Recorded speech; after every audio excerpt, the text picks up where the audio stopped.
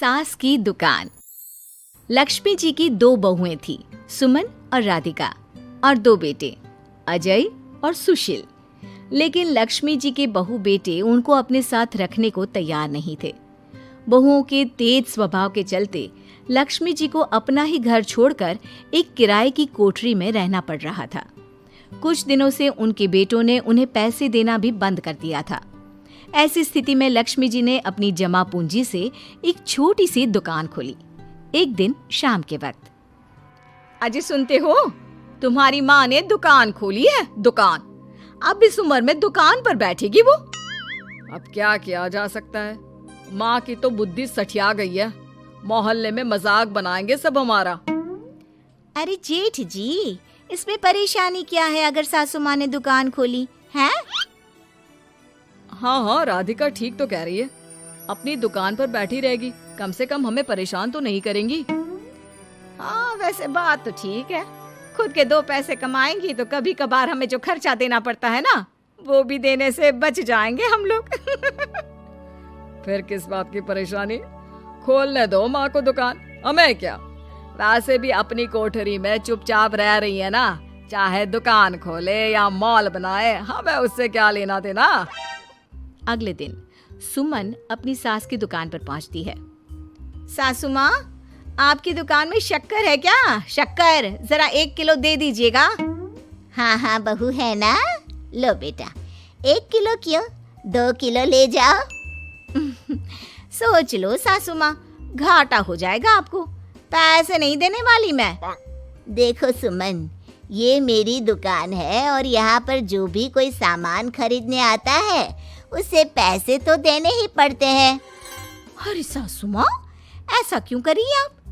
अरे देखो ना, घर पर आपका बेटा और पोते पोती दूध में शक्कर डालने के लिए कब से इंतजार कर रहे हैं। जरा उनके बारे में तो सोचिए। अरे ऐसी बात है क्या? अब मुझे नहीं पता था। बहू एक काम करो, वैसे भी पहली बार आई हो ना, ये शक्कर तुम ऐसे ही ले जाओ, पैसे देने की जरूरत नहीं है। अगले दिन राधिका भी अपनी सास की दुकान पर पहुंचती है। प्रणाम सासू माँ, कैसी चल रही है आपकी दुकान? बस बेटा, जैसे तैसे करके काम चला रही हूँ। तुम बताओ, घर में सब राजी खुशी है ना? हाँ हाँ मम्मी जी, सब कुछ ठीक ठाक है। बताओ राधिका बहू, कैसे आना हुआ? कुछ काम था क्या? वो ना मम्मी जी, मुझे ज़रा 5 किलो आटा चाहिए था। मेरे पैर में ना बहुत दर्द है, इसलिए बाजार तक जाने में ना तकलीफ हो रही थी। घर पर बच्चे भूखे बैठे हैं, सोचा आपसे ही ले लेती हूँ। हाँ हाँ, क्यों नहीं बेटा, ये लो 5 किलो आटा ले जाओ। हाँ, लेकिन मम्मी जी, आपने जिठानी जी को शक्कर फ्री में दी थी, तो मुझसे भी पैसे तो नहीं लेंगी ना? हाँ, अच्छा ठीक है बेटा, कोई बात नहीं, तुम ऐसे ही ले जाओ, बच्चों से क्या पैसे लेना। कुछ दिनों के बाद लक्ष्मी का बेटा अजय दुकान पर पहुंचता है। कैसी हो माँ, दुकान तो अच्छी चल रही है ना तुम्हारी? सब मोहल्ले वाले तारीफ करते रहते हैं। अब क्या करूं बेटा, तुमने तो मुझे सहारा दिया नहीं, गरीब माँ को घर से बाहर निकाल दिया। कुछ तो करना पड़ेगा ना अपना पेट पालने के लिए। वो माँ ना बहुओं की बहुत चिक चिक रहती थी। अब देखो कितनी अच्छी जिंदगी है तुम्हारी, खुद कमाती हो, खुद खर्च करती हो। इससे अच्छी भला कोई जिंदगी हो सकती है क्या? हाँ बेटा, दिल को बहलाने के लिए तुम्हारी ये बात भी सही है, लेकिन कोई बात नहीं बेटा, मैं खुश हूँ।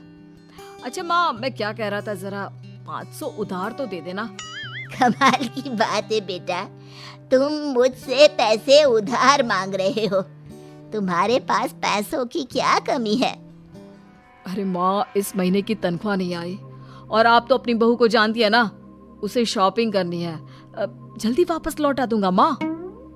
ठीक है बेटा, ये लो 500 रुपए, लेकिन देखो कुछ दिनों में वापस दे देना, मुझे अपनी दुकान के लिए माल भी तो खरीदना है।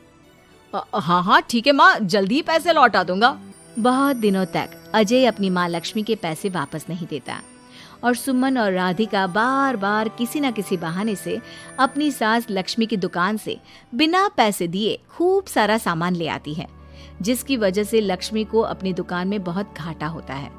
फिर एक दिन जब राधिका सामान लेने के लिए लक्ष्मी की दुकान पर पहुंचती है, सासू माँ, जरा वो 1 किलो दाल तो देना। नहीं बहू, अब मैं तुम्हें या सुमन को कोई सामान फ्री में नहीं देने वाली। तुम लोगों ने कभी कोई मदद नहीं की मेरी, उल्टा मेरी दुकान से फ्री का सामान ले जाकर मुझे मुश्किल में डाल दिया है। लेकिन मम्मी जी, हम तो आपके बच्चे हैं ना। अगर इतना ही मेरे बच्चे हो तो फिर मुझे घर से बाहर क्यों निकाल दिया? देख बहू, अब मैं तुम्हें 1 रुपए का सामान भी फ्री में नहीं दूंगी। और जाकर सुमन को भी कह देना, आए दिन तुम्हारा पति मुझसे उधार ले जाता है और वापस भी नहीं लौटाता। राधिका गुस्से में घर वापस आती है। घर आने के बाद, क्या हुआ राधिका, बहुत गुस्से में लग रही हो तुम? सासू माँ की दुकान पर गई थी ना? सासू माँ का तो कुछ करना पड़ेगा, जब से ये दुकान खोलकर बैठी है।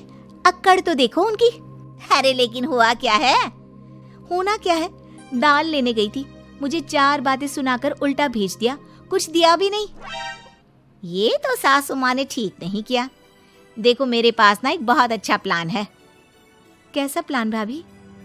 हम अपनी सासू माँ की दुकान में किसी चोर से कहकर चोरी करवा देते हैं और सारा सामान अपने घर मंगवा लेंगे। उसके बाद हमारे पास फ्री में सामान भी आ जाएगा और सासू माँ की अकल भी ठिकाने आ जाएगी। ठीक है भाभी, मैं आपका पूरा साथ दूंगी। आप जल्दी से ये काम करवा दीजिए। और 2 दिनों के बाद सुमन और राधिका एक चोर से मिलकर लक्ष्मी की दुकान में चोरी करवा देते हैं। हे भगवान, ये क्या हो गया? इस उम्र में जैसे तैसे अपना गुजारा कर रही थी, लेकिन चोर मेरा सारा सामान लेकर चले गए। अब क्या होगा? तभी वहां पर राधिका और सुमन पहुंच जाती है। क्या हुआ सासू माँ, बहुत दुखी लग रही हैं आप। अरे क्या बताऊं, मेरी दुकान का सारा माल चोरी हो गया। अब अगर आप अपने ही बहू बेटे को सामान नहीं देंगी तो ऐसा तो होगा ना सासू माँ। अब राधिका की बात सुनकर लक्ष्मी को यकीन हो जाता है कि इस चोरी के पीछे कहीं ना कहीं उसकी दोनों बहुओं का ही हाथ है। लक्ष्मी एक प्लान बनाती है। पैसे उधार लेकर अपनी दुकान में फिर से खूब सारा सामान ले आती है। अरे भाभी, देखा आपने, सासू माँ की दुकान तो फिर से सामान से भर गई है। हाँ वही तो, मैं तो सोच रही थी कि एक बार में उनकी अकल ठिकाने आ जाएगी, पर लगता है फिर से कुछ करना पड़ेगा। लेकिन अब हम क्या कर सकते हैं? अरे वही जो हमने पहले किया था।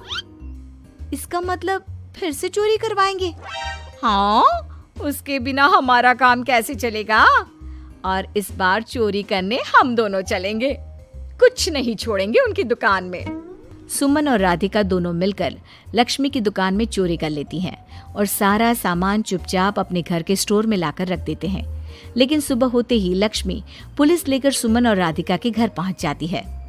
इंस्पेक्टर साहब, मेरी इन दोनों बहुओं ने ही घर में चोरी की है। अरे ना ना इंस्पेक्टर साहब, ये हम पर झूठा इल्जाम लगा रही हैं। अरे हम क्यों इनकी दुकान में चोरी करने लगे? माँ, आपको शर्म नहीं आती अपनी बहू पर झूठा इल्जाम लगाते हुए? हाँ माँ, हम आपके बेटे हैं और ये आपकी बहुएं हैं, आप ऐसा कैसे कर सकती हैं? लक्ष्मी जी, क्या आपके पास कोई सबूत है? अरे इंस्पेक्टर साहब, आप इनकी बातों में मत आइए। ये हमारी माँ है और इनकी दिमागी हालत ठीक नहीं है, इसीलिए तो हमसे अलग रहती हैं। इंस्पेक्टर साहब, मेरी दिमागी हालत बिल्कुल ठीक है और मेरे पास इन दोनों के खिलाफ बहुत बड़ा सबूत है। बताइए क्या सबूत है आपके पास? आप जरा मेरी दोनों बहुओं के हाथ पानी से धुलवा दो, फिर सब कुछ साफ साफ पता चल जाएगा। अरे हाथ पानी से धोने से क्या होगा माँ? आप दोनों मेरे सामने अपने हाथों पर पानी डालिए। जैसे ही राधिका और सुमन अपने हाथ पानी में डालती हैं, उनके हाथों का रंग लाल हो जाता है और ये देखकर सब लोग हैरान रह जाते हैं। अरे ये क्या, तुम्हारे हाथों का रंग अचानक से लाल कैसे हो गया?